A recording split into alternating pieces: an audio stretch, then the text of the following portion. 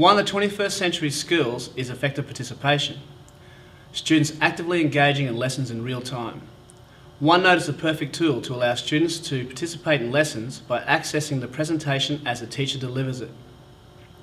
The feature that enables this to work on PowerPoint and OneNote is called Interactive Classroom, a simple plugin that you can download from the internet for free.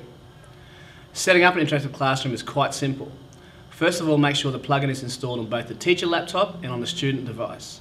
From there, the teacher need only open up the PowerPoint presentation and make it available to students. For this example, I'll be a maths teacher wanting to show some examples on the interactive whiteboard here, but then for the students to be able to access it online.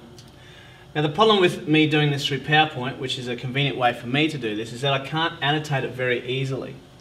This is where OneNote comes into it. And the magic behind that is that when the students get their own copy, then they can annotate themselves and save their own work. So if I start with this example, what I've got here are 3 simple slides.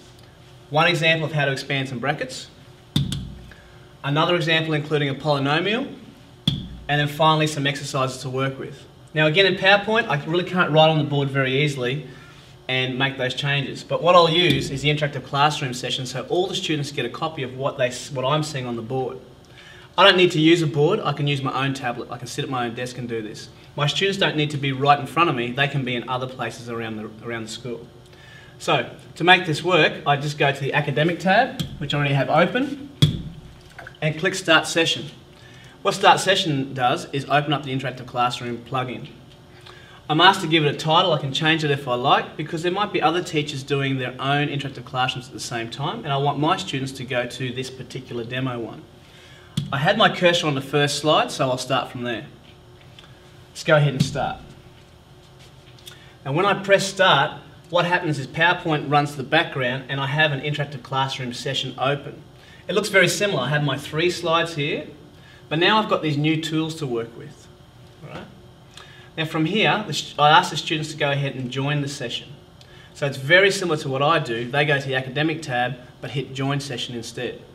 So I'll give you an example of how the students do this. So if I walk over to my student computer, I click on Academic, click on Join Session, and wait for Interactive Classroom to open.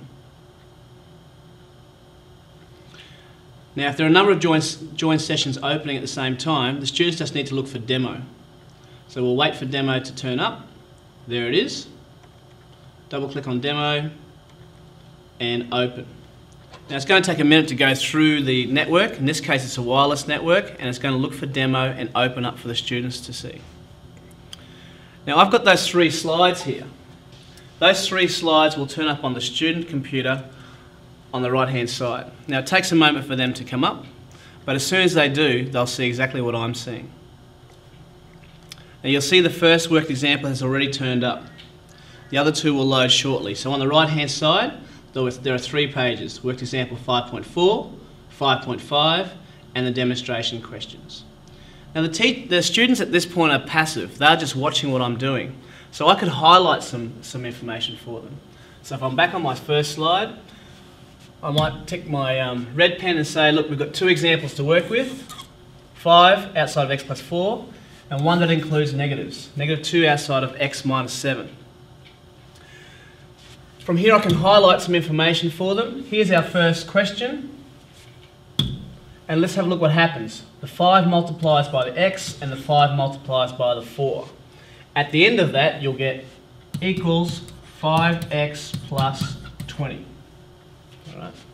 Now in the second example, I might choose another colour pen, actually a green one, and I've got -2x and a -7. Now I say to the students, it's very important that you don't forget to multiply that -2 across both terms so that you end up with -2x plus 14. All right? Now if we turn to the student's notebook for a moment, you'll find that all the work that I've been doing has been appearing on their own interactive classroom session.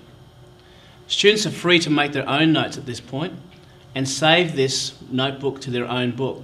So even though I might be talking to 30 students at the same time, all looking at the same thing that I'm doing here, they can make their own notes on their own book and save it from there. Let's continue with the example.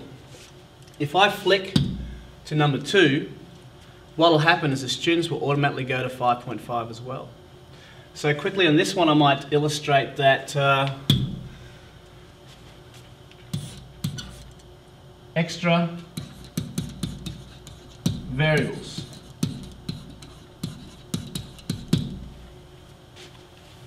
Highlight the answer. Show that it's actually x squared plus 2x. And the students are doing exactly the same thing. They can write their own notes. If I move to the third slide, you find it doesn't take long for the students to have exactly the same slide that I have. So again, if I write the first example, multiply both terms, 2x plus 10, that's a nice simple one. If in the next one I multiply out here and say, okay, this time I'll slow it down, and the final answer will be 3x plus 18. Now I can ask the students to come up and do it on the board here, or they can do it on my tablet. If they do it on their own computer to finish off the other exercises, that's fine. It won't change what the teacher's session, how the teacher's session is going.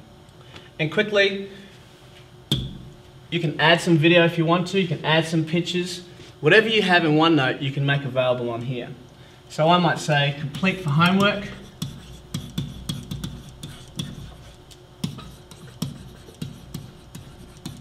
And while I'm thinking of it, I've got a harder one I want to put in there.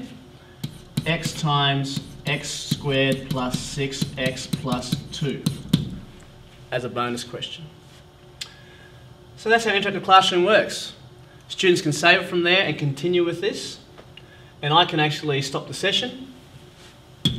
It'll ask me, do I want to save all the work I've put on there? Or I can use it again from fresh. In this case, I'll just say discard changes. And then I'm back into PowerPoint and I've got my fresh copy to use again for next time.